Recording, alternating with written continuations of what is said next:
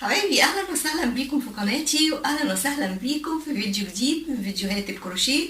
والنهارده ان شاء الله الجزء الثاني للجيبه. احنا كنا عملنا الجزء الاولاني وما كناش عملنا الجيبه بتاعه الجزء السفلي، وما كناش عرفنا ازاي بنوسع الجيبه. شوفوا زي ما حضراتكم شايفين انها وسعت قوي، والوسع ده مخليها نازله عامله زي الكسر من تحت. انا ما عملتش كسر ولا حاجه، لكن الوسع هو اللي مديها المنظر اللي انتوا شايفينه ده. يلا بينا بسرعة نكمل الفيديو ونشوف الألوان اللي أنا دخلتها، ودخلت فيها اللون الأسود، ونشوف مع بعض إزاي هنكمل. عملت هنا 10 أسطر، 2 بالأحمر و2 بالرمادي وكررتهم، فعملت 10 أسطر. المسافة من أول القمر لغاية الجزء ده 16 سنتي، ودي توصلني من الوسط لدوران الأجناب. الحتة دي ما فيهاش توسيع غير بالغرزة بس، يعني وسع الغرزة، لأنه ده بيبقى مديني زي الأستك فبيبقى ضيق، ولما نقلت من هنا للغرزة فاداني وسع شوية يريح منطقة البطن، يعني الجزء ده يريح منطقة البطن. هبتدي دلوقتي بقى بالغرزة اللي احنا هنستعملها لبقية الجيبة، وهتديني وسع لغاية ديل الجيبة. أنا هبتدي بالرمادي،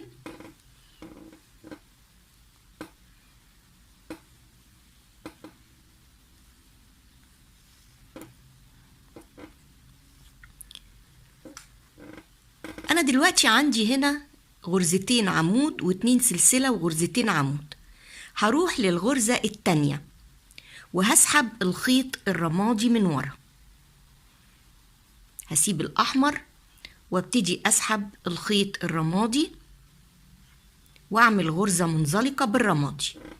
وكده البداية عندي هبتدي من الغرزة رقم 2، وبعدين أرتفع 3 سلسلة يبقوا العمود الأول، وبعدين أدخل جوه الفراغ وأعمل 2 عمود، 1 2، وبعدين أعمل 2 سلسلة، وبعدين 2 عمود،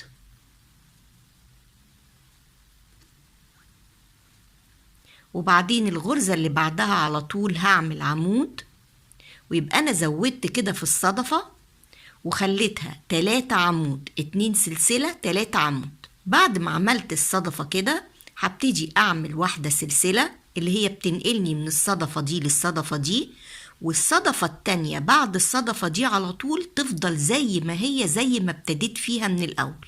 يعني هدخل فيها وهعمل 2 عمود 2 سلسلة 2 عمود،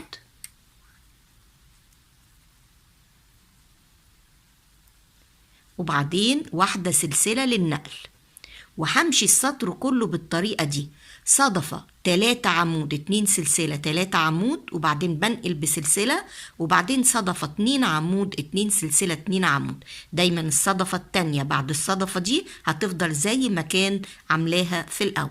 أدخل بقى الصدفة الجديدة وأعمل،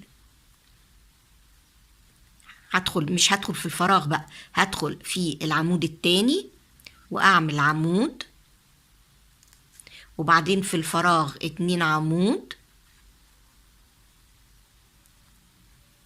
وبعدين 2 سلسلة، وبعدين 2 عمود في الفراغ، وبعدين عمود فوق العمود الأول،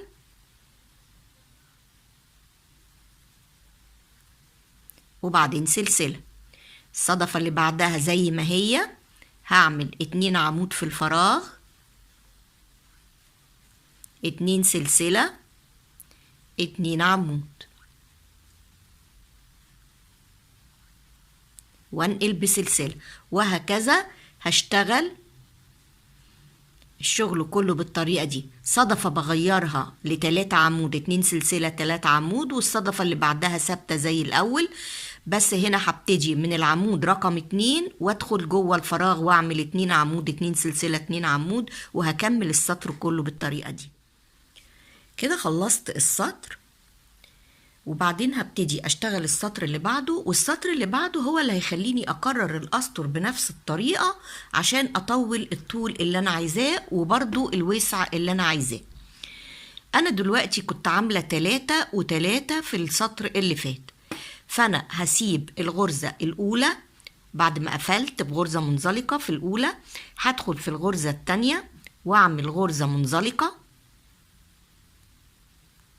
وابتدي من الغرزة رقم 2 اعمل 3 سلسلة يمثلوا عمود، وبعدين ادخل في اللي بعدها واعمل عمود، يبقى عملت عمودين، وبعدين ادخل جوه الفراغ واعمل 2 عمود، وبعدين اعمل 2 سلسلة، وبعدين 2 عمود في نفس المكان، وبعدين عمود، وبعدين اعمل عمود في الغرزة اللي بعدها التانية. يبقى انا عملت كده في السطر ده 4 عمود، وبعدين 2 سلسلة، 4 عمود، يعني سبت الغرزة الاولانية من هنا وسبت الغرزة الاخيرة من هنا. طب نفترض مثلا ان انا مش عايزة اوسع، انا عايزة انزل بالسطر زي ما هو في اي حتة بقى في الجيبة، مش عايزة اوسع، فهعمل ايه؟ عايزة ال3 يفضلوا 3، يبقى اشتغل على الغرزة رقم 3 و2 من جوه، دايما في 2 من جوه، جمعي العدد ال2 من جوه، الباقي تاخديه من بره من اللي قبلها على طول وتسيبي اللي في الاخر. هنا عملت هعمل سلسلة، الوحدة اللي بعدها زي ما هي ما بغيرهاش، 2 عمود، 2 سلسلة، 2 عمود، بعدين واحدة سلسلة، فهدخل في الغرزة رقم 2 واعمل عمود، واللي بعدها عمود يبقوا 2، وبعدين اعمل جوه 2 يبقوا 4، كده انا بزود، وبعدين 2 سلسلة. بصوا بقى هنا ال3 دول اللي في السطر اللي فات بقوا 4 هنا 2، وبعدين بشتغل على الأولى يبقوا رقم 3 واللي بعدها رقم 4، وبعدين واحدة سلسلة، وبعدين اللي بعدها بتفضل زي ما هي ما بغيرش فيها، 2 عمود، 2 سلسلة، 2 عمود. هشتغل كده بقى بالطول والاتساع اللي انا عايزاه.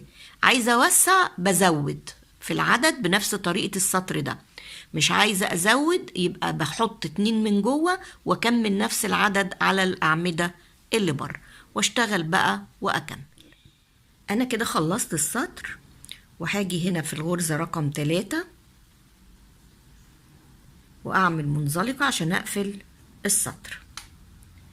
طيب انا دلوقتي السطر الجديد مش عايزة ازود، انا عندي 4 غرزة عمود، فانا زي ما شرحت في السطر اللي فات ده على طول، قلت بحط 2 في النص واكمل العدد على الاعمدة اللي بره، فانا هحط هنا 2 وانا عايزة العدد الاجمالي 4، يبقى اشتغل على ال2 كمان اللي بره دول اللي هم دول.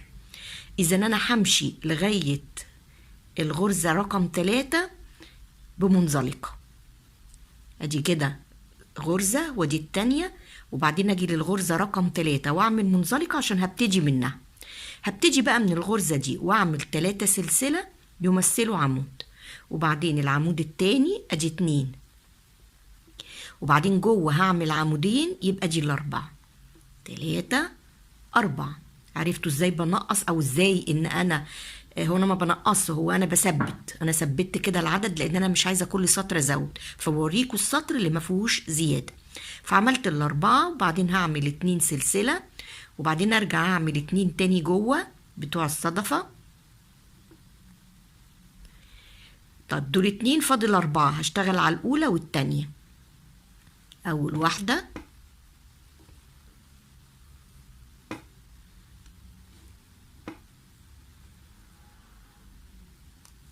وتاني عمود اهو، يبقى اشتغلت ال4 هما بس سبت 2 في الاول وسبت 2 في الاخر، وبعدين اعمل واحدة سلسلة، وبعدين دي ما بغيرش فيها، هي عبارة عن صدفة 2 عمود و2 سلسلة و2 عمود زي ما هي ما بغيرهاش.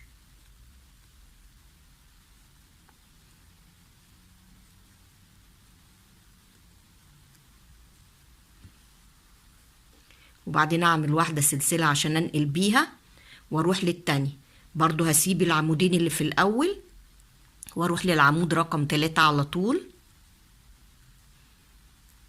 كده. 2 3 جوه الفراغ بقى 3 4، وبعدين 2 سلسلة و2 جوه الفراغ، وبعدين 3 بطلع على الغرزة الأولى، 4 على الغرزة التانية. الشكل بالطريقة دي. وبعدين هعمل سلسلة وانقل على الصدفة اللي ما بغيرش فيها، دي ثابتة على طول. 2 عمود، 2 سلسلة، 2 عمود.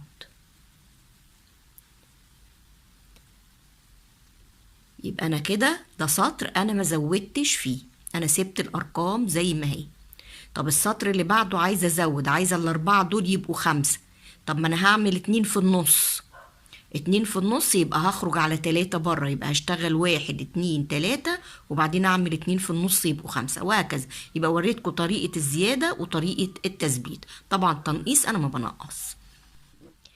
حبايبي كده خلصت الطول اللي انا عايزاه في الجيبه، وعملت كنار كمان تحت قبل الديل مباشرة. ادي الديل اهو، وحطيت الاحمر صفين 2 بس صغيرين هنا، ووصلت بعدد الغرز في الوحدة ل16 غرزة. في سطرين ما بزودش وفي سطر بزود، فوصلت هنا للعدد 17 غرزة. ممكن تزودي اكتر من كده وممكن تنقصي عن كده. كمان جيت هنا في الاحمر، كل الاحمر اللي في الجيبة بعمل له الخط الاسود ده. زي ما قلت لحضراتكم ان انا عايزة البس على الجيبة بلوزة سودا، وهي كانت احمر ورمادي، فكنت حابة اطعم الجيبة باللون الاسود عشان لما البس البلوزة السودا يبقى انا عندي ممكن انوع في 3 الوان، الرمادي والاحمر والاسود. هوريكم دلوقتي برضو هنعمل ازاي الخط الاسود ده فوق الالوان الحمراء، ده اللي هنشتغله دلوقتي. فانا سايبه بقيه سطر هنا هشتغله مع حضراتكم. انا بشتغل من فوق وبخلي طول الجيبه كله قدامي من فوق، والديل هو اللي بالنسبه لي تحت. وبعدين ببتدي اشتغل كل الغرز بغرزه الحشو. بمسك الشغل كده، انا عندي السطر الاحمر اهو وعندي السطر الرمادي اهو، باخد الاتنين مع بعض كده وبدخل ما بين الغرز في الحتة الرمادي. يعني انا هدخل هنا كده واعمل غرزة حشو، والغرزة اللي بعدها بصوا بدخل فين، بدخل في السطر الرمادي واعمل غرزة حشو. اللي بعدها برضو هعمل هنا غرزة حشو. الجزء التاني ده واسع شوية فهعمل فيه غرزتين حشو، 1 2. وبعدين خدوا بالكم ان انا بمشي على السطر اللي هو لضم الاحمر مع الرمادي عشان ما اغيرش في الاسطر ويطلع السطر معوج مني. هدخل هنا في وسط الاتنين الاحمر لكن بشتغل على السطر الرمادي اهو، داخله في الرمادي، وبعدين بشتغل غرزة حشو. بعدها الجزء ده واسع فبدخل فيه وبعمل اللي هو في الرمادي برضو، ببتدي اعمل غرزتين حشو.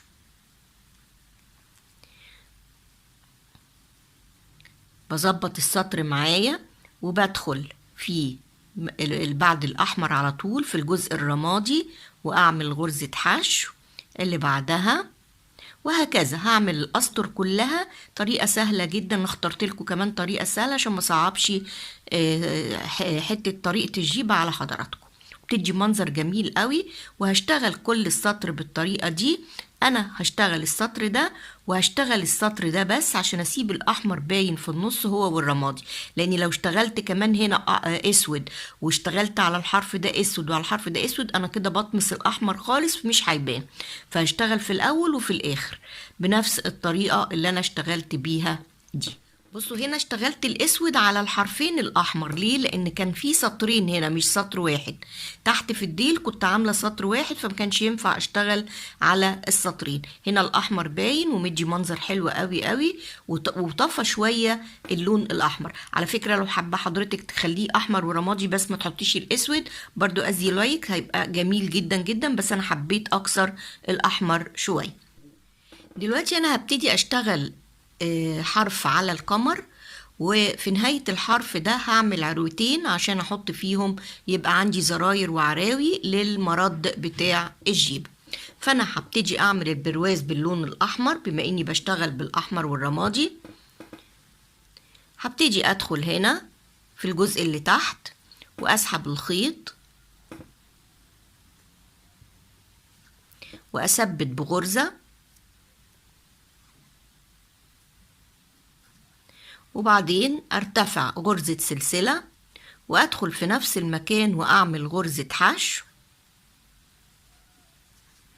وبعدين اعمل 2 سلسلة وارجع في وسط الغرزة دي اللي انا عملتها واعمل غرزة حشو، وبعدين ادخل في الفتحة اللي بعدها على طول اعمل غرزة حشو 2 سلسلة، وبعدين ارجع قبل الغرزة في الفتحة اللي قبل الغرزة على طول اهي هدخل فيها وهعمل غرزة حشو. اللي بعدها بنفس الطريقة غرزة حشو 2 سلسلة، وبعدين ادخل في الغرزة اللي قبلها او في الفتحة اللي قبلها بتاعت اللون الاحمر واعمل غرزة حشو. الغرزة اللي بعدها على طول بصوا بدخل فين؟ في الغرزة اللي بعدها على طول وهعمل غرزة حشو 2 سلسلة. شايفين الغرزة الأحمر اهي اللي أنا لسه عاملاها؟ هدخل كده قبلها على طول برضو في الأحمر وأعمل غرزة حشو، وبعدين أدخل في الغرزة اللي بعدها وأعمل غرزة حشو 2 سلسلة وأرجع وأعمل غرزة حشو وأشتغل كده السطر كله. هيبقى البرواز بالطريقة دي. هكمل لغاية ما اجي للبوزة دي ونلف ونشوف هنعمل ايه. وصلت للركنة هعمل غرزة حشو وارتفع 2 سلسلة واعمل غرزة حشو في اللي قبلها، وبعدين ادخل في السلسلة اشتغل عادي في السلسلة برضو غرزة حشو و2 سلسلة وارجع عليها، وبعدين في الجزء العريض 2 سلسلة وارجع عليها، وبعدين في الجزء بتاع السلسلة يعني بشتغل في السلسلة في الجزء العريض، واكمل بقى السطر كله بالطريقة دي لغاية ما اخلص. وصلت لاخر القمر وده الجزء اللي انا هعمل فيه العراوي. فانا هبتدي ادخل في الجزء ده اللي هو الركنة واعمل الغرزة عادي غرزة حشو 2 سلسلة، وبعدين اعمل غرزة حشو في الغرزة اللي قبلها، وبعدين هعمل 2 سلسلة واسيب العروة الاولانية او الفتحة الاولانية وادخل في الفتحة التانية واعمل غرزة حشو. ابقى كده عملت اول عروة ودي اول عروة هتبقى على الحرف، وبعدين 2 سلسلة واكمل الغرزة،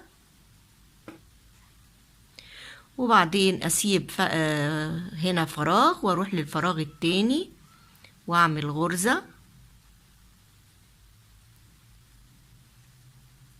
اسيب فراغ والفراغ اللي بعده،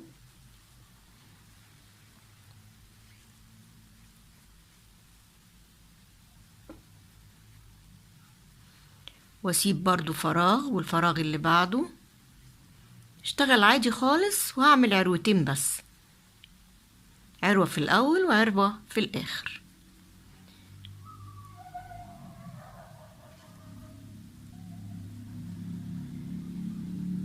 نفس الغرزة اللي انا اشتغلت بيها من اول القمر.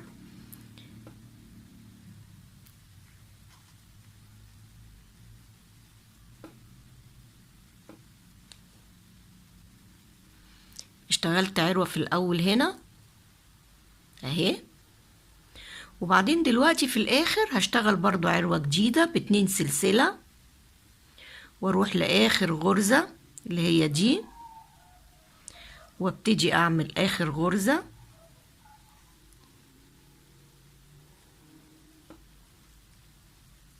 واقفل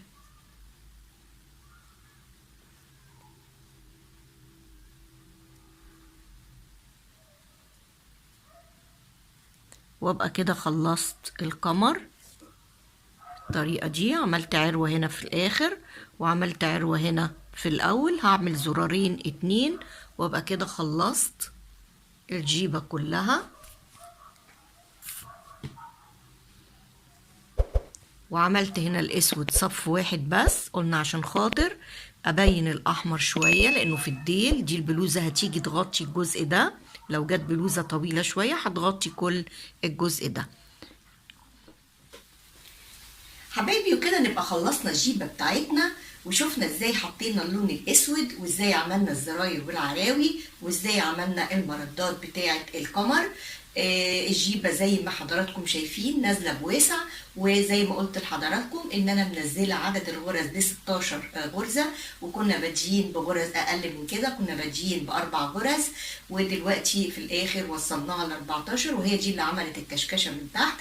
اتمنى يا رب تكون عجبتكم، اتمنى ان انتوا تنفذوها، رقيقة جدا جدا، وبأي طول حضراتكم عايزين تعملوه، وبأي اتساع حضراتكم برضو عايزين تعملوه. حابة اشكركم حبايبي في نهاية الفيديو على كومنتاتكم الحلوة، وعلى دعمكم لقناتي، وعلى اشتراككم فيها، وكل كلمة حلوة بتقولوها لي. بحبكم كلكم. ثانك يو. باي باي.